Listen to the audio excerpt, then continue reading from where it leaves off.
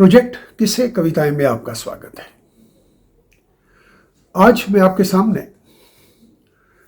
टहकन की जैमिनीय अश्वमेध कथाएं का 12वां एपिसोड लेकर प्रस्तुत हुआ। पिछले एपिसोड्स में हमने जाना था कि युधिष्ठिर ने अश्वमेध यज्ञ की रचना की है। अर्जुन उसके साथ सेना नायक के रूप में चल रहे हैं। भ्रमण करते करते अश्व जो है मणिपुर नगरी में पहुंच गया है। चित्रांगदा का राज्य है यहां। बब्रुवाहन चित्रांगदा के पुत्र हैं। बब्रुवाहन से चित्रांगदा ने कहा है कि इस अश्व के सेनानायक अर्जुन तुम्हारे पिता हैं, उन्हें सम्मान के साथ महलों में लाओ। बब्रुवाहन की विनय का, विनम्रता का अर्जुन पर कोई प्रभाव नहीं पड़ता, बल्कि अर्जुन द्वारा लताड़ा जाता है, वह ठुकराया जाता है और अपशब्द भी सुनने को मिलते हैं उसे। युद्ध होता है, अर्जुन का शरीर अलग थलग पड़ा है और जैसे ही चित्रांगदा को पता चलता है अर्जुन की इस अवस्था का, तो धिक्कारती है अपने पुत्र को, बब्रुवाहन को। बब्रुवाहन को जैसे ही पता चलता है कि शेष उसके नाना है और उसके नाना के पास एक ऐसी जीवनदायिनी मणि है, उसके माध्यम से अर्जुन पुनर्जीवित हो सकते हैं, चल देता है वह। शेष मणि देने के लिए तैयार है, परंतु नाग जाति के अन्य योद्धा अस्वीकार कर देते हैं इसे। बब्रुवाहन और नाग जाति के उन योद्धाओं के साथ युद्ध होता है। वे पराजित होते हैं। बब्रुवाहन मणि लेकर लौटता है। अर्जुन पुनर्जीवित होते हैं।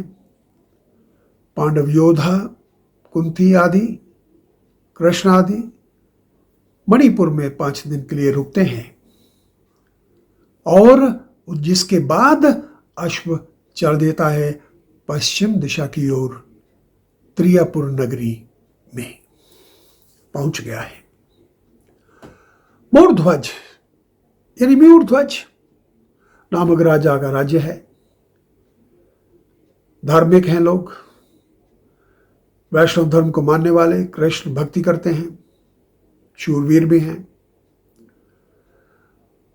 मोरध्वज ने अपना राज्य सौंप दिया है अपने पुत्र ताम्रध्वज को। वह भी एक पत्नीव्रत है, धार्मिक है, शूरवीर है, हर प्रकार की शिक्षा उसके पास है। अश्व पकड़ लिया गया है। ताम्रध्वज के सचिव जो हैं, मंत्री सुजान, वो सुझाव देते हैं कि पांडव योद्धाओं के साथ वह अश्व है, हमें क्या करना है इसे पकड़ करके, क्या करना है युद्ध करके हमें। परंतु ताम्रध्वज को यह स्वीकार नहीं। वो कहते हैं पहले अश्व जीतो, पांडव योद्धाओं को जीतो और फिर कृष्ण के चरणों में लगो। यह क्षत्रिय धर्म की परिभाषा है। सज धज करके सेना जो है युद्ध क्षेत्र में आ गई है। अथाह सेना है। कृष्ण जानते हैं अपने उस भक्त के बारे में और कहते भी हैं कृष्ण अर्जुन से, युद्ध क्षेत्र में ताम्रध्वज व उसकी सेना को सामने देख कृष्ण अर्जुन से कहने लगे, अर्जुन, ये ताम्रध्वज अति बलशाली सिंह स्वरूप चतुरंगनी सजाकर वह सामने चलाया है। मेरे वचन सत्य मान लो, ये निष्कामी जिसके पिता कृष्ण भक्त हैं तुम्हारी सारी सेना को जीत लेगा। त्रियापुर नामक उसकी नगरी के लोग षटकर्म करने वाले, पुण्यवान, धर्मशील व बलशाली हैं, जिनके राजा मयूरध्वज हैं। जीवित रहते ही उन्होंने अपना राज्य पुत्र को अर्पित कर दिया और स्वयं हरि सेवा में लीन हो गए। वह ईश्वर भक्त ईश्वर को अर्पित किए बिना पहले कुछ भी ग्रहण नहीं करता। साधुओं के साथ भगवत भजन करता है। वह एक पत्नी व्रत हमेशा प्रसन्न रहता। वह सुख दुख को एक समान समझता। मयूरध्वज नामक वह भक्त अपनी हर कामना मुझे अर्पित करता है। वह सत्यनिष्ठ रहता है। वह दधीची समान त्यागी है। वह अम्बरीक समान महावीर भी। वह कीर्तन कर सुनते हुए हमेशा मेरे गीत गाता है तथा तीर्थ आदि जाकर प्रीतिपूर्वक हर प्राण पूरा करता है। अतः वह मुझे अति प्रिय है। तुम्हें सावधान रहना चाहिए। युद्ध क्षेत्र में योद्धा आमने सामने हो गए हैं। भयंकर युद्ध के उपरांत भी पांडव योद्धा जो है ताम्रध्वज को पराजित नहीं कर पाते। उनकी समझ में नहीं आ रहा। अर्जुन भी नहीं समझ पा रहे हैं कि अब क्या किया जाए।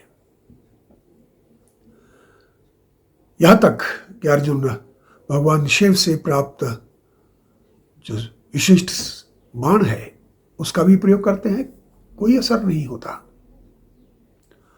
अंततः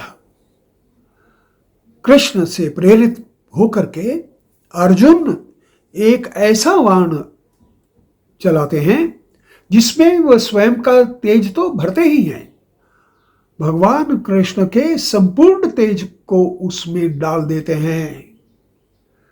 बाण ताम्रध्वज की ओर चल रहा है।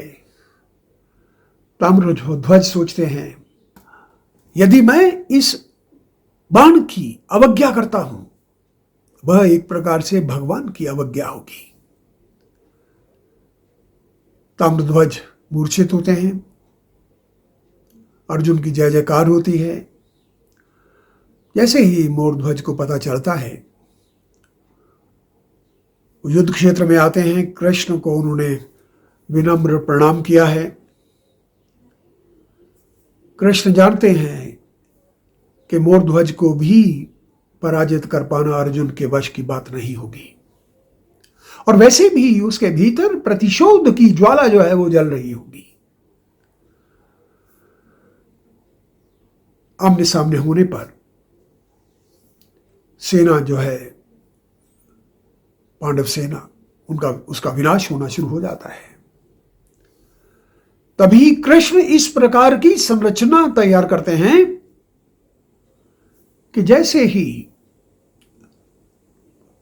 मयूरध्वज यानी मोरध्वज कुछ भी करने के लिए तैयार हैं, बाण आदि चलाने के लिए, तो उन्हें सभी और कृष्ण ही कृष्ण दिखाई देते हैं।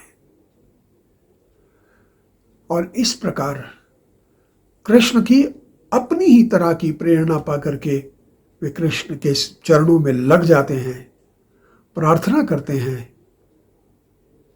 कि वे अपने भक्त को क्षमा करें। कृष्ण की अमृतमय दृष्टि जो है चारों ओर फैल जाती है। सभी योद्धा जीवित हो जाते हैं, पुनर्जीवित हो जाते हैं,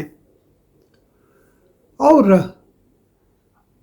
ताम्रध्वज आदि भी जीवित हो गए हैं। मयूरध्वज के साथ पांडव सेना त्रियापुरी नगरी के महलों में जाते हैं। त्रियापुर नगरी की जो जनता है वो एक तरह से सनाथ हो जाती है, क्योंकि भगवान के ऐसे दर्शन तो उन्होंने कभी भी पाए न थे। दुर्लभ दर्शन है जिन दर्शनों को उन्होंने पाया है। सभी धन्य धन्य करते हैं। दरबार में सभी लोग उपस्थित हैं, तभी एक विचित्र घटना घटती है। एक दुर्बल ब्राह्मण आया है, उसका पुत्र उसके साथ है। वह राजा के सामने आकर के अपनी याचना करता है कि हे राजन, मेरी पुत्री जो है विवाह योग्य हो गई थी। आपने मुझे दान में धन आदि दिया था ताकि मैं उचित प्रकार से अपनी पुत्री का विवाह कर सकूं। वह धन देकर के मैंने अपने पुत्र को नगर में भेजा था कि उचित सामान जो है वह खरीद लिया जाए। सामान आदि लेकर के मेरा पुत्र जब लौट रहा था तो रास्ते में एक सिंह मिला है, जिसने उसे स्पष्ट रूप से कहा है कि मुझे भूख से मैं बुरी तरह से व्याकुल हूं, तुम्हें खा करके मुझे संतुष्टि मिलेगी। ब्राह्मण पुत्र कहते हैं, प्रार्थना करते हैं सिंह से, सिंह मेरी एक अति महत्वपूर्ण जो है वह आवश्यकता है। मुझे अपनी बहन का जो विवाह आदि है उसके लिए जो सामान आदि लेकर के आया हूं, मुझे अपने पिता को सौंपना है। कृपया मुझे वहां इस सब को सौंपने तक का समय दे दीजिए। मैं विश्वास दिलाता हूं कि मैं लौट करके आपके पास आऊंगा। पहले तो सिंह उसे स्वीकारते नहीं, लेकिन यह समझते हुए कि वह उचित कह रहा है, उसे आज्ञा देते हैं। ब्राह्मण को जैसे ही यह पता चलता है अपने पुत्र से, वो राज्य दरबार में आते हैं, मयूरध्वज के सामने कहते हैं कि किस प्रकार का तुमने अनिष्ट कर दिया है राजन, कैसा आपने धन दिया होगा कि उस धन के प्रकोप के कारण एक तरह से मेरे पुत्र की यह हालत होने वाली है। सिंह उसे खाने के लिए इंतजाररत है और मैं क्या करूं? तभी मोरध्वज कहते हैं, घबराओ नहीं, उसकी क्षुधा जो है, उसकी भूख मैं शांत करूंगा, तुम्हारे पुत्र को कुछ नहीं होगा। अब आगे क्या होता है, किस प्रकार मोरध्वज के आधे शरीर को काटा जाता है, क्यों और कैसे, इस सब की कथा को लेकर के मैं आपके सामने पुनः आऊंगा अति शीघ्र। आपका बहुत बहुत धन्यवाद। अपना ध्यान रखिए।